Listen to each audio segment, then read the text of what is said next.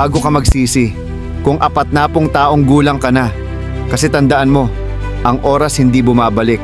Kung ngayon, nasa 20 o 30 ka, huwag mong sayangin yan sa puro scroll, puro planong walang gawa, at puro takot na hindi mo naman sinusubukang lampasan.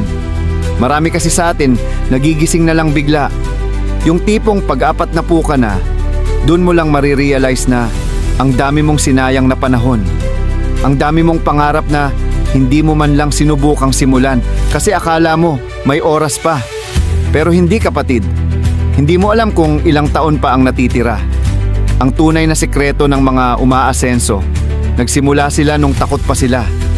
Hindi sila naghihintay ng perfect timing. Kung may pangarap ka, simulan mo na. Kung gusto mong magnegosyo, huwag kang matakot na magkamali. Kung gusto mong mag-vlog, huwag mong isipin kung may manonood o wala. Kasi ang importante, nagsimula ka. Lahat ng malalaking tao, dumaan din sa pagiging nobody. Pero ang pinagkaiba nila, hindi sila tumigil. Ang 40 taong gulang, hindi katapusan. Pero huwag mong hintayin, umabot ka ron bago ka gumalaw.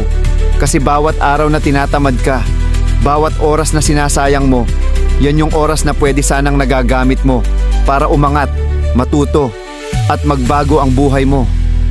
Kaya kung nakikinig ka ngayon, gawin mong paalala to. Hindi pa huli, pero huwag mo ring hintayin na mahuli. Simulan mo na habang bata ka pa, habang may lakas, habang may apoy pa yung puso mo. Kasi darating ang panahon, hahanapin mo yung oras na sinayang mo at wala ka nang magagawa kundi magsisi. Kaya bago ka magsisi pag 40 ka na, kumilos ka na ngayon. Hindi mo kailangan maging perfecto. Kailangan mo lang maging consistent. Dahil ang tagumpay, hindi sa bilis, kundi sa sipag, tiyaga, at tapang magsimula.